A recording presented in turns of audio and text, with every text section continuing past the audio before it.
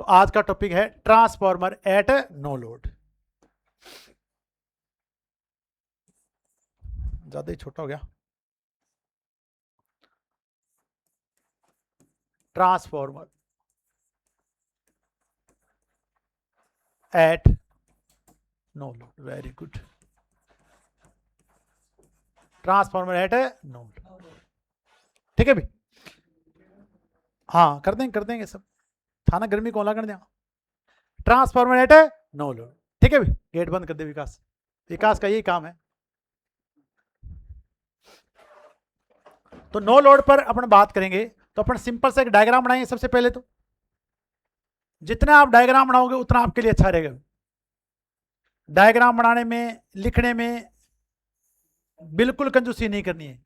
अब कई हर जगह पीडीएफ मांगते रहते हैं और पीडीएफ इकट्ठी करते रहते हैं, पढ़ते नहीं। तो पीडीएफ इकट्ठी करने से आप पास नहीं होगे। उन पीडीएफ को आपको अच्छे से पढ़ना पड़ेगा, तब आप पास हो सकते हो, अगर आप उनको अच्छे से पढ़ते हो। तो इस साइड में बना रहा हूं सेकेंडरी। सेकेंडरी साइड में घेरे अपने पास क्या होते हैं भी, N2। क्या होता है भी, N2। और यहां पर जो वोल्टेज पैदा होती है उसको अपन लिखते हैं E2। क्या लिखते हैं भी, E2। ये अपन लिख रहे हैं प्राइमरी साइड। तो प्राइमरी साइड में मैं घेरे ज्यादा बना रहा हूं, आप कम भी बना सकते हो, कोई दिक्कत नहीं। तो यहां पर अपन आरोपित वोल्टेज क्या लगाएंगे भी, V1।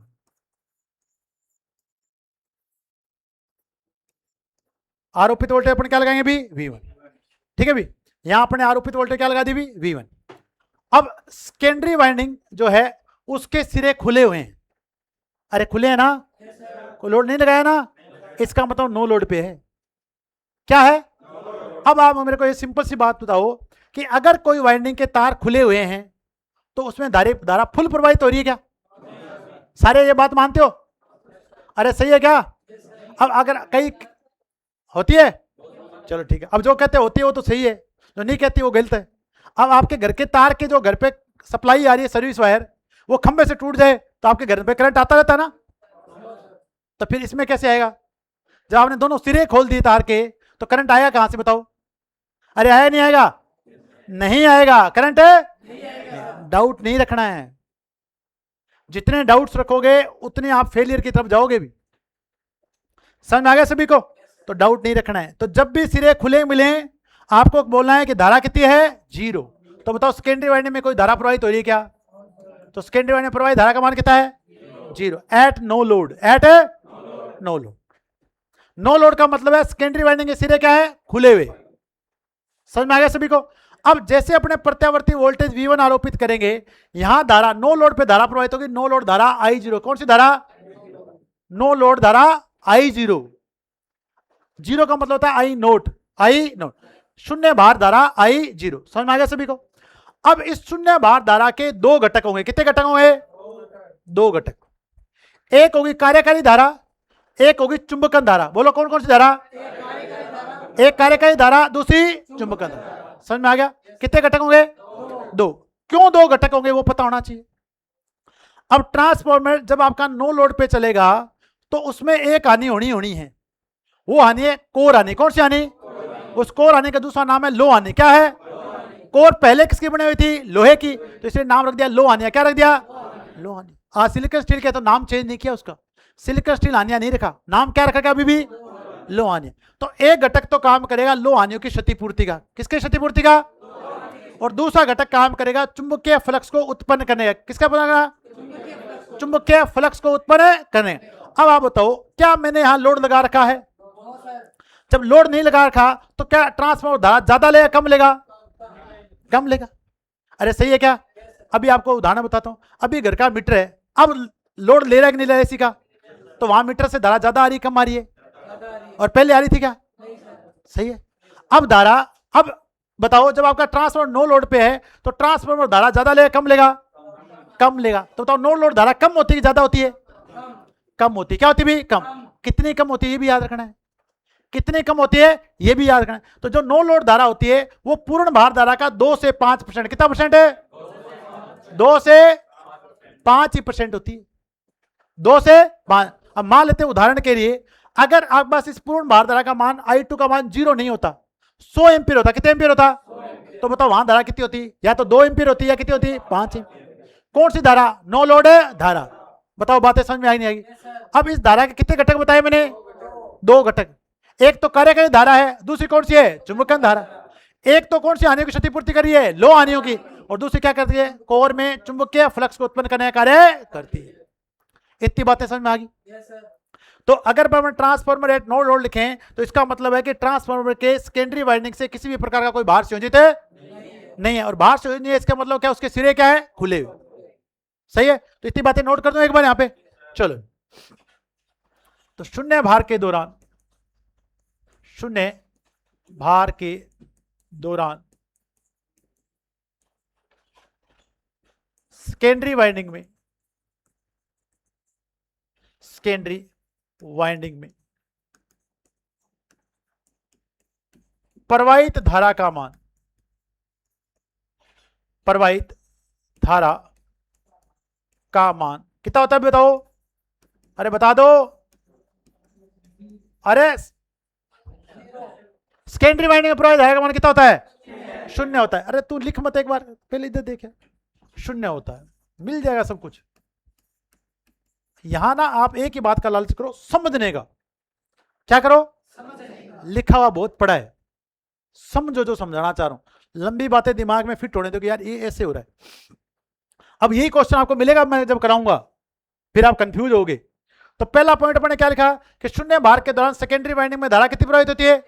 तो इसके सिरे अपने क्या है? खुले हुए। क्या भी? इसलिए अपने लिखा ट्रांसफार्मर एट नो लोड। समझ में आ गया? अब प्राइमरी वाइंडिंग में नो लोड धारा प्रवाहित होगी नहीं होगी? जैसे आप आरोपित वोल्टेज V1 लगाओगे तो प्राइमरी वाइंडिंग में बताओ कौन सी धारा प्रवाहित होगी? शून्य भार धारा I0। और शून्य भार धारा I0 पूर्ण भार धारा कितना परसेंट होगी? 2 से 5%। तो इस शून्य भार के दौरान, शून्य भार के दौरान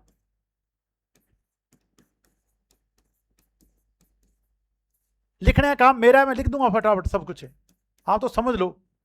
के दौरान प्राइमरी वाइंडिंग के सिरों पर, प्राइमरी वाइंडिंग के सिरों पर कौन सी वोल्टेज? प्रत्यावर्ती वोल्टेज। डीसी नहीं लगाओगे, कौन सी लगाओगे भी? प्रत्यावर्ती। प्रत्यावर्ती वोल्टा या वोल्टेज V1 आरोपित करने पर, V1 आरोपित करने पर शून्य भार धारा, शून्य भार धारा I0, कौन सी शून्य भार धारा का मान कितना है? I0 प्रवाहित होगी नहीं होगी? अरे होगी क्या? प्रवाहित होती। अब अपन डिटेल में लिखते जाएंगे सारी बातें, अब इसी के बारे में बात करेंगे। अब जो शून्य भार धारा है, अगर अपन उसकी बात करें तो ये पूर्ण भार धारा कितना परसेंट होगी? 2 से 5। अब अपन इसके बारे में बात कर लें, कोई दिक्कत नहीं, 1 बाय 1 स्टेप पढ़ते, सारे क्वेश्चन आते हैं ऐसे क्रम में। अब अपन बात करते हैं शून्य भार धारा की। तो शून्य भार धारा है, इसके बारे में बात कर लेते हैं। शून्य भार धारा, पूर्ण भार धारा कितना परसेंट होती है? तो 2-3 बार बोलोगे ना तो आपको याद हो जाएगा। पूर्ण भार धारा का 2% से 5% तक होती।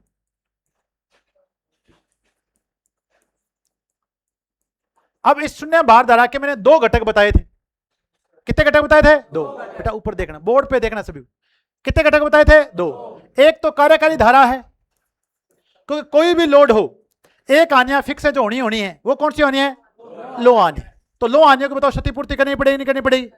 तो कोई भी लोड एक हानि तो घटित होनी है, तो उसके लिए आपको बताओ सप्लाई देनी पड़ेगी। तो एक तो घटक है इस शून्य भार धारा के, बताओ कितने घटक होते हैं? 2। शून्य भार धारा के, भार धारा के 2 घटक होते हैं।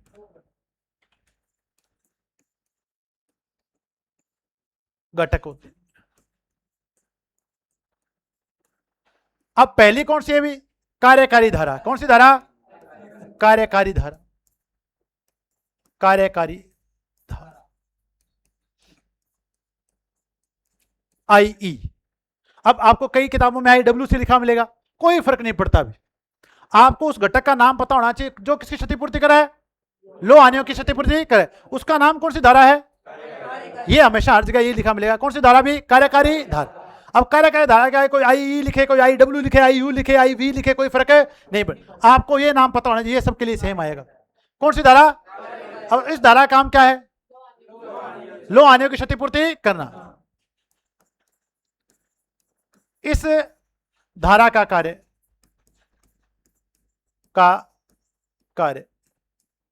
लो हानियों की क्षतिपूर्ति करना होता है, लो हानियों की क्षतिपूर्ति करना होता है।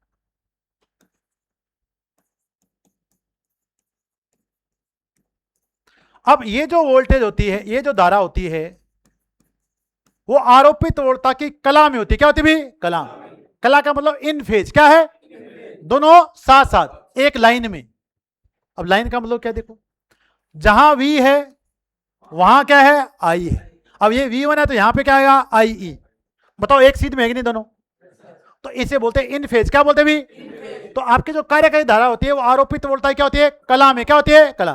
समझ में आ गया, इन फेज होती है। बताऊंगा क्यों होती है, वो आपको डिटेल में बताएंगे, इसका फेजर आरेख बनाएंगे तो अपन पढ़ेंगे।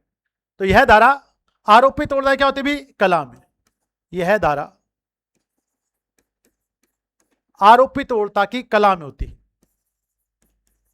आरोपित वोल्टता की कला में होती है। कला का मतलब इन फेज होती है, कला में। बताओ इतनी बात समझ में आ गई क्या? यानी जो आपके पास आई है वो आरोपित वोल्टता V1 की क्या होगी भी, कला में। क्यों होगी वो बताएंगे जब सर्किट बनाएंगे। पहले बताओ इतनी बातें याद होगी, अरे बता दो, याद कर लेने साथ के साथ। यहाँ थ्योरी के लिए अलग से टाइम लगाने की ज्यादा जरूरत नहीं पड़ेगी आपको, बस आपको बाद में तो रिवीजन करना है। दूसरा घटक कौन सा है, चुंबकन धारा। दूसरा घटक कौन सा है, इसे दिखाते हैं IM से। क्या दिखाते हैं, अब अगर IM होगा तो ही पैदा होगा चुंबकीय फ्लक्स। क्या पैदा होगा, चुंबकीय फ्लक्स। और चुंबकीय फ्लक्स पैदा नहीं होगा तो बताओ, आपको पता है कुछ नहीं होगा। तो दूसरी धारा है चुंबकन धारा, वो इसे लिखते हैं IM से। IM से इस धारा कार्य बताओ क्या है, इस धारा का कार्य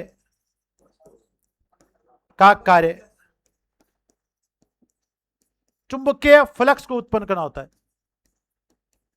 चुंबकीय फ्लक्स को उत्पन्न करना होता है, जो अपन कल फाइम पढ़े थे, को उत्पन्न करना होता है। अब देखो दो धाराएं हैं, दोनों का समान व्यवहार हो ऐसा जरूरी नहीं है। ये कहती मैं तो इन फेज जाऊंगी, तो वो कहती तू इन फेज आई तो मैं 90 डिग्री पे रहूंगी। कितने पे रहूंगी, तो यह आरोपित वोल्टता से 90 डिग्री पश्चगामी होती है। क्या होती भी, क्या होती भी, समझ में आ गया? डिफरेंस कर लो दोनों में। अगर वो कला में है तो आरोपित वोल्टता से 90 डिग्री क्या होगी, पश्चगामी। तो यह आरोपित वोल्टता से, यह आरोपित वोल्टता से 90 डिग्री पश्चगामी होती से 90 डिग्री पश्चगामी होती है।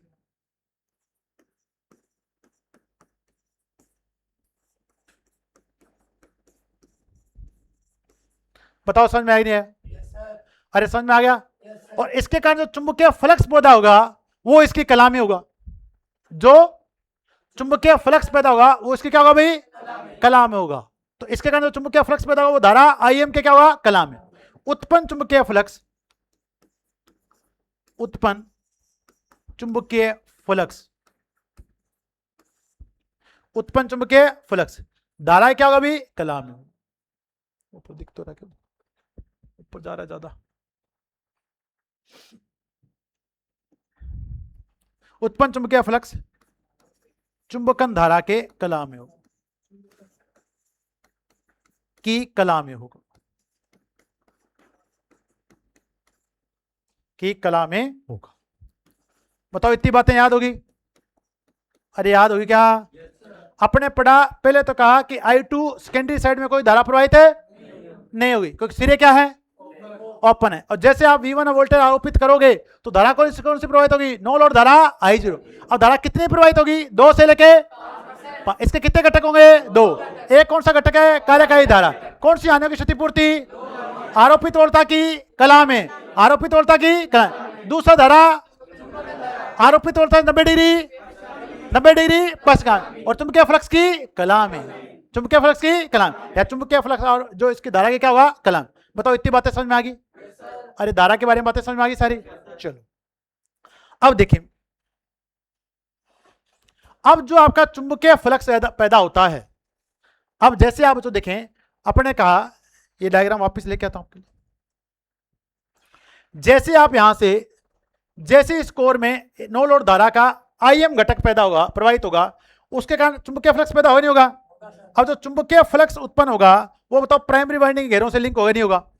अब यहां पर अपने कहा था इस चुंबकन धारा आईएम के कारण पैदा होता है चुंबकीय फ्लक्स, और चुंबकीय फ्लक्स बताओ किस प्रकार का होता है? प्रत्यावर्ती प्रकार। कौन सा प्रकार का?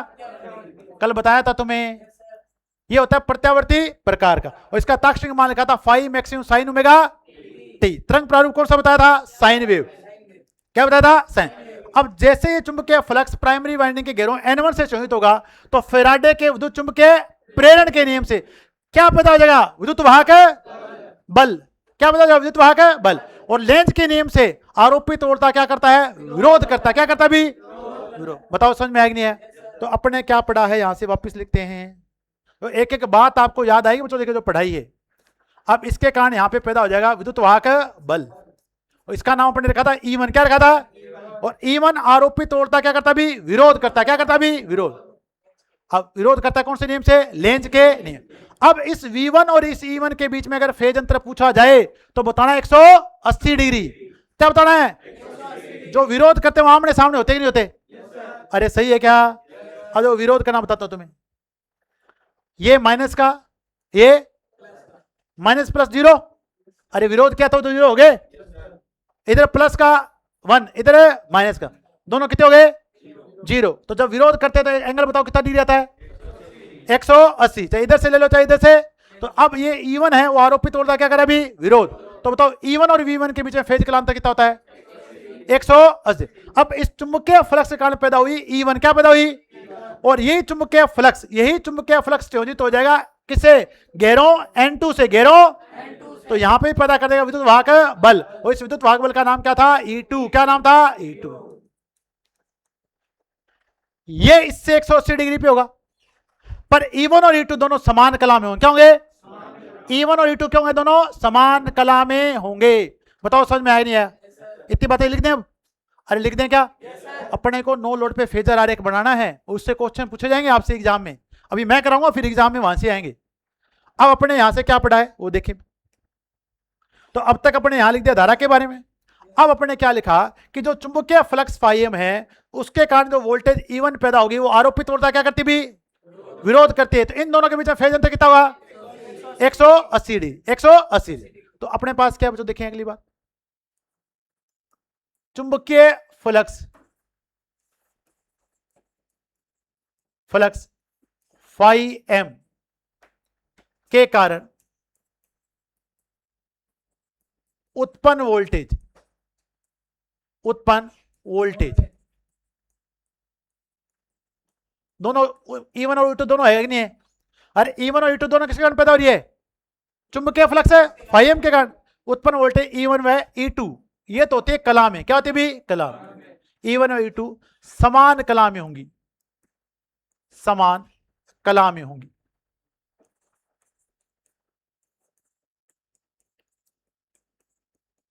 समान कला में होंगी। पर बताओ इस फाइएम से आगे होंगी पीछे होंगी? बताओ इस फाइएम से आगे या पीछे? इस फाइएम से पीछे। अब बताता हूं कहां से लेके आई अपनी इस बात को। अब आपको याद करें, थोड़ी धुंधली धुंधली इक्वेशन आएगी। ईएमएफ इक्वेशन जो मैंने आपको याद कराई थी क्या? तो अपन ने जब ईएमएफ इक्वेशन पढ़ी थी तो मैंने कहा था जो E1 होता है वो बराबर आता है 2 पाई एफ। याद आया कुछ ऐसा? याद आ रहा है कुछ ऐसा? 2 pi F phi M sine omega T minus pi by 2। याद कराए थे इस इक्वेशन? फिर अपन ने कहा था इसका मान अधिकतम बनाने के इसको कितना कर देते हैं? 1। क्या कर देते हैं अभी? 1। अब आप इक्वेशन में देखें जो उत्पन्न वोल्टेज E1 है वो इस फाइएम से बताओ 90 डिग्री पीछे है कि नहीं है? अरे देखो E1 इस फाइएम से बताओ पाई बाई 2 पीछे है कि नहीं है? अरे है कि नहीं है? तो E1 व E2 चुंबकीय फ्लक्स φ1 व φ2 से क्या होते हैं 90 डिग्री पीछे, परंतु दोनों क्या होती है समान है कला में। इस इक्वेशन से लिखेंगे। अब आपको इक्वेशन का महत्व समझ में आएगा कि सर इससे पता चलेगा कि जो उत्पन्न वोल्टेज है वो क्या है φm से 90 डिग्री क्या है पीछे। समझ में? ऐसे अपने E2 लिखा था, E2 बराबर अपने क्या लिखा था 2 पाई f φm साइन, यहां पे n1 लिखो एक जगह, यहां क्या लिख सकते हैं अपन n1, और यहां क्या लिखेंगे n2 omega t minus pi by 2, और यहां क्या लिखोगे n2।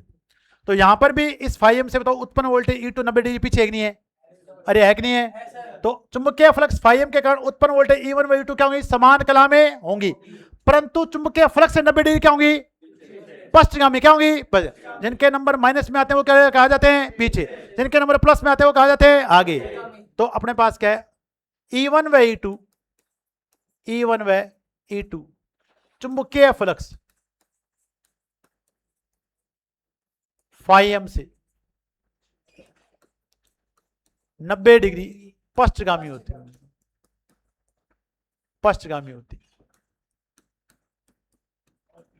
होती। अब आपका जो E1 है वो है आपका विरोधी विद्युत वाहक बल, क्या है भी लेंज के नियम से है कि नहीं। E1 आरोपित वोल्टेज क्या करता है भी विरोध, तो इनके बीच फेज अंतर कितना मिलेगा 180 डिग्री। तो अपन यहां से लिखते हैं E1 व आरोपित वोल्टता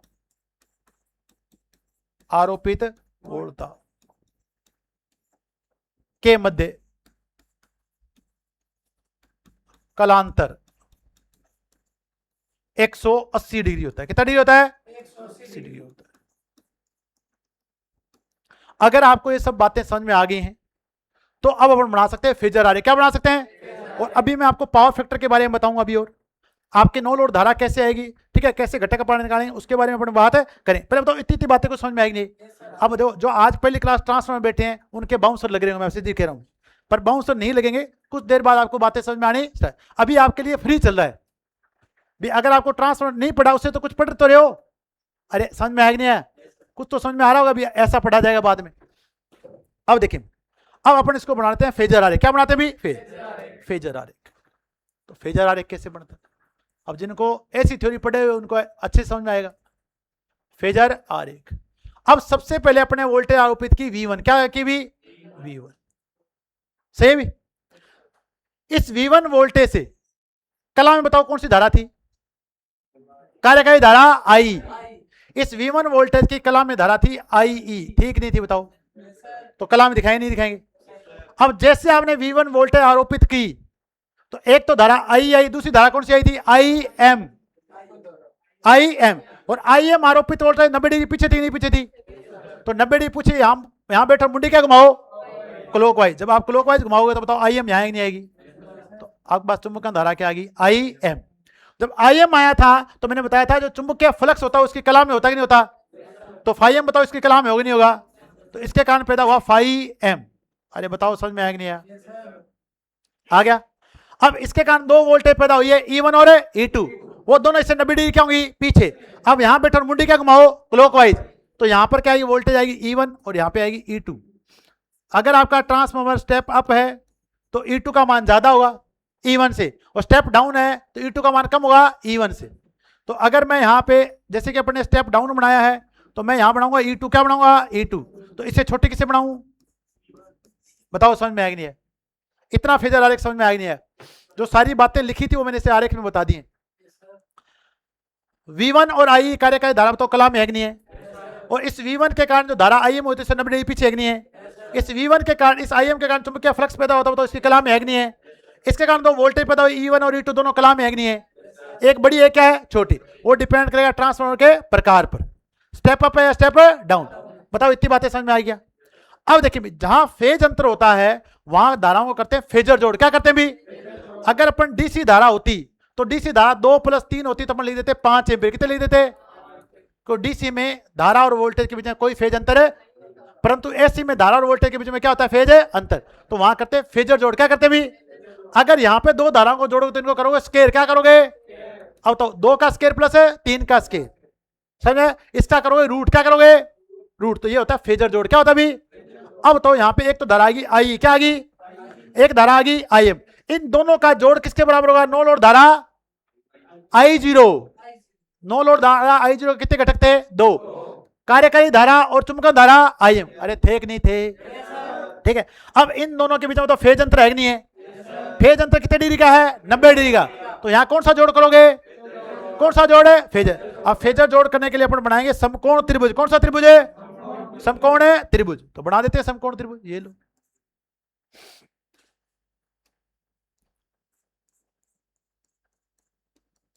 बना दे समकोण त्रिभुज। अब इसका जो रिजल्टेंट आएगा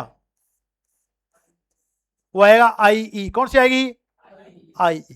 तो बताओ ये कौन सी धारा आ गई? आई जीरो। कौन सी धारा आ गई? आई जीरो। आई जीरो। नो लोड धारा आई। तो नो लोड धारा दो इन दोनों घटक है नहीं है?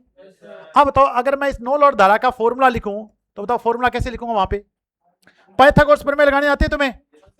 अरे बताओ, पाइथागोरस प्रमेय में जो कर्ण की स्क्वायर होता है वो किसकी स्क्वायर होता है? आधार की स्क्वायर प्लस है लंब की स्क्वायर। तो बताओ आई जीरो का मान बताओ किसके बराबर हो जाएगा?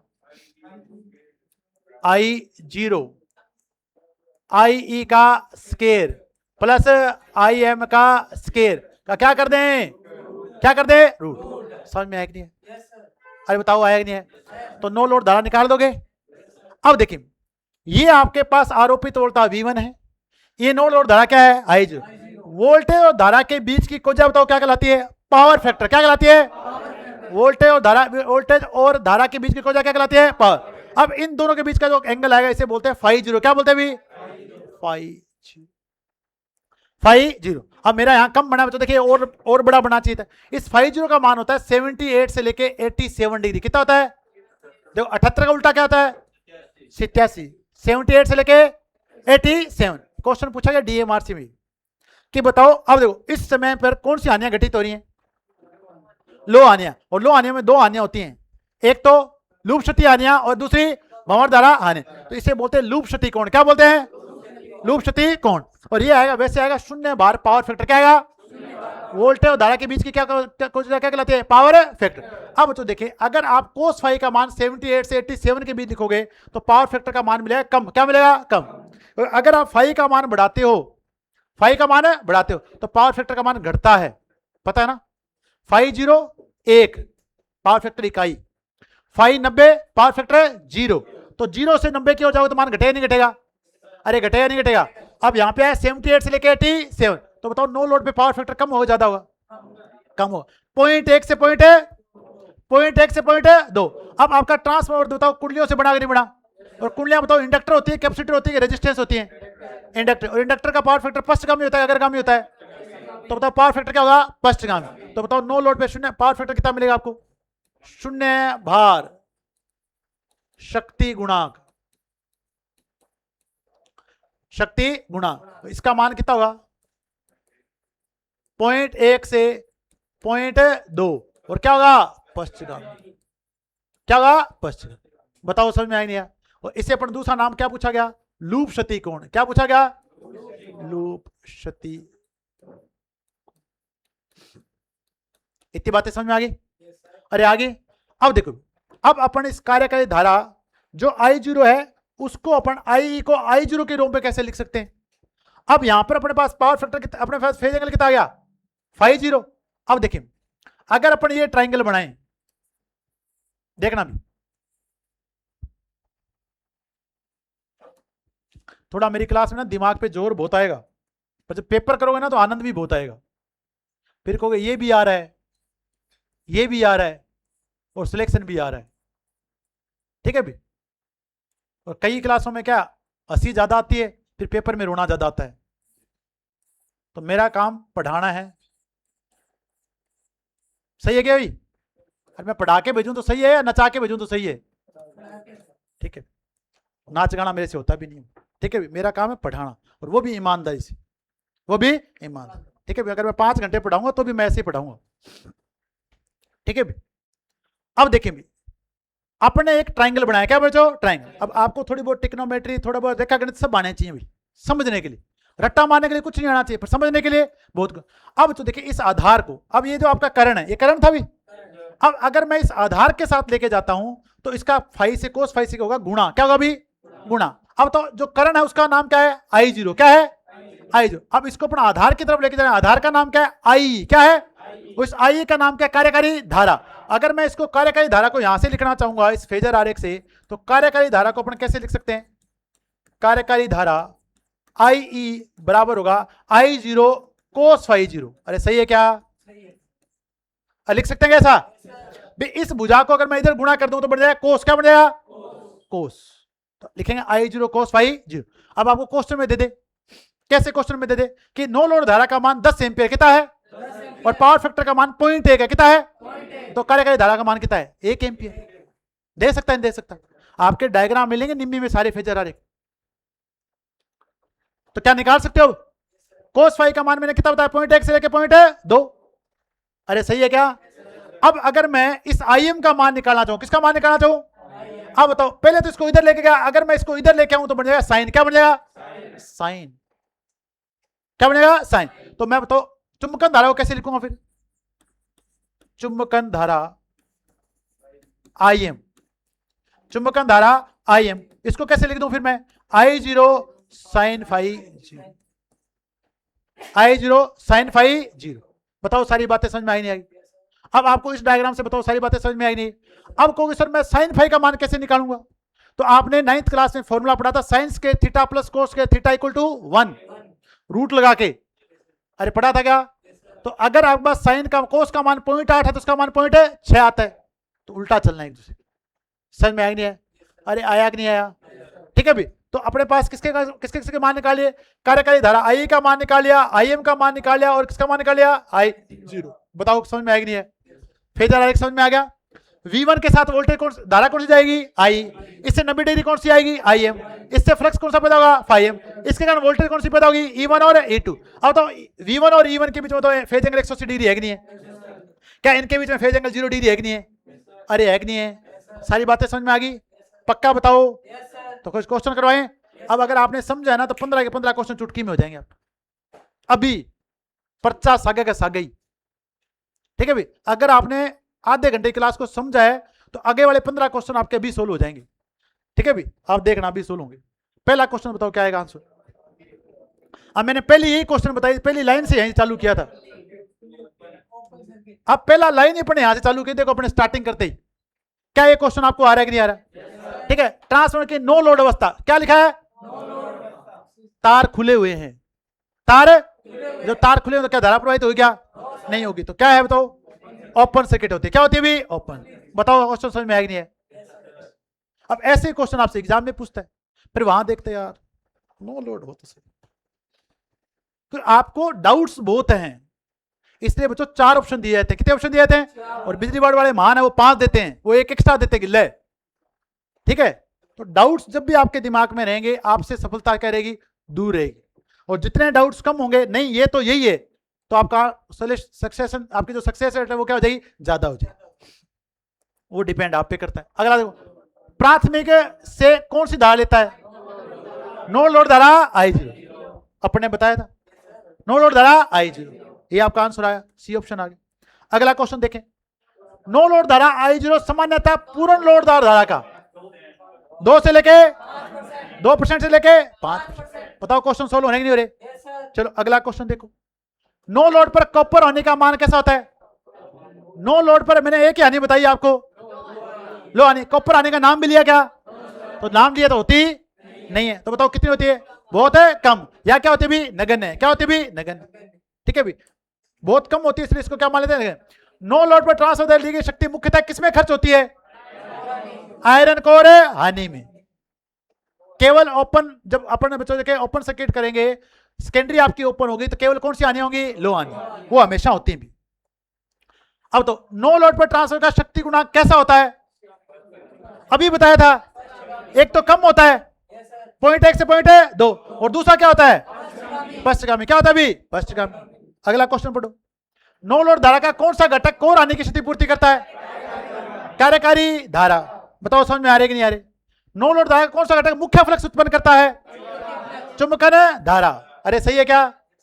ये बोले। अगला क्वेश्चन पढ़ो, नो लोड पर ट्रांसफर का द्वितीयक धारा I2 कितनी होती है? 0। कितनी होती है? 0। अब ये कॉन्फिडेंस होना चाहिए आपके पास। कितनी होती है? 0। देखा आंसर फटाफट शून्य। अब कई विचार करो, ओ हो आधी तो कौन होएगी कटी। इतना विचार करोगे इतने में क्वेश्चन आपका क्या हो जाएगा, गलत। एक बार अगर आपका डाउट हो गया ना, फिर आपका आंसर क्या आना है, गलत। ठीक है, तो थोड़ा सा आप इन चीजों को समझोगे तो बढ़िया। नो लोड पर प्राथमिक धारा वोल्टेज से लगभग कितने कोण से पीछे रहती है? अभी याद क्या था, 78 से लेके 87। 78 का उल्टा क्या है, 87। याद हो गया। अगला देखो, अब देखो इसमें क्वेश्चन पूछा गया, आप आराम से कर सकते हो, कोई दिक्कत नहीं। अब देखो एक ट्रांसफार्मर का इनपुट वोल्टेज 230 है, कितनी है, 230। नो लोड पर इनपुट शक्ति कितनी है, 150 वाट। नो लोड शक्ति गुणांक कितना है, 0.3। आपसे पूछे नो लोड धारा का मान कितना होगा। अब तो देखिए सिंगल फेज ट्रांसफार्मर है, तो P बराबर लिखते हैं VI cos phi, VI cos phi. अब P कितना दे दिया, 150। V कितना दे दिया, 230। क्या पूछा है, I0। पावर फैक्टर कितना दे दिया, 0.3। क्या इसे सोल्व कर सकते हैं, नहीं कर सकते, कर सकते हैं। पहले तो इसको काटो, यहां से काट दिया, ठीक है। 15/23। अरे सही है क्या। अब ये 3 यहां चला जाएगा, ऊपर क्या चला जाएगा, 10। अरे सही है क्या, 15। अब ऊपर देखो, अब लगभग कितना है, ऊपर कितना आ गया, 150, नीचे आ गया 69, कितना आ गया 69। अब 69 को 70 मान लो, कितना मान लो, 70। तो 70 से कटोगे 2 बार जाएगा, नहीं जाएगा। अब 2 से ज्यादा वाला जस्ट बताओ कौन सा है, 2.17। क्या 1.5 हो सकता है, क्या 3 हो सकता है, क्या 4 हो सकता है, तो बचा कौन सा, 2.1। अब ये क्वेश्चन है, क्या आसान है कि मुश्किल है, बहुत आसान। अब कई कहेंगे जी मेरे को तो नहीं आया। तो अगर आपको सिंगल फेज पावर का फॉर्मूला नहीं आता तो नहीं आएगा। नो लोड फेजर डायग्राम में प्राथमिक वोल्टेज V1 और उत्पन्न वोल्टेज E1 का संबंध कैसा होता है, लगभग 180 डिग्री विपरीत फेज में होती हैं। V1 और जो V1 और E1 के बीच में फेज अंतर कितना होता है, 180 डिग्री। अगला क्वेश्चन देखें, नो लोड पर चुंबकीय फ्लक्स फाई किसके सापेक्ष लगभग 90 डिग्री पीछे रहता है। नो लोड पर चुंबकीय फ्लक्स किससे पीछे रहता है, आरोपित वोल्टेज V1 से। तो आंसर क्या आएगा, V1। अरे आए नहीं आएगा, फेजर डायग्राम में बनाया अपने। अगला क्वेश्चन देखो, नो लोड फेजर डायग्राम में प्रेरित EMF E1 चुंबकीय फ्लक्स फाई के सापेक्ष कितने कोण पर रहता है, 90 डिग्री पीछे। तो आंसर कितना आएगा, 90 डिग्री पीछे। नो लोड पर कार्यकारी धारा I, देखो मैंने कहा था कार्यकारी धारा IW लिख देते कई बार, कोई दिक्कत नहीं, इसको अपन क्या लिख लेंगे, IE किसके साथ समान फेज में होती है, आरोपित वोल्टेज V1 के या प्राथमिक वोल्टेज V1 के। बताओ सारे क्वेश्चन आए कि नहीं, आपको क्वेश्चन मैंने 18 करवा दिए थे देर में, ठीक है भी। पर अगर आपने समझा है तो ये क्वेश्चन आएंगे, नहीं समझा है तो फिर एक ही आएगा रिजल्ट कि भाई काका मैं इस बार फेल हो गया। क्या हो गया,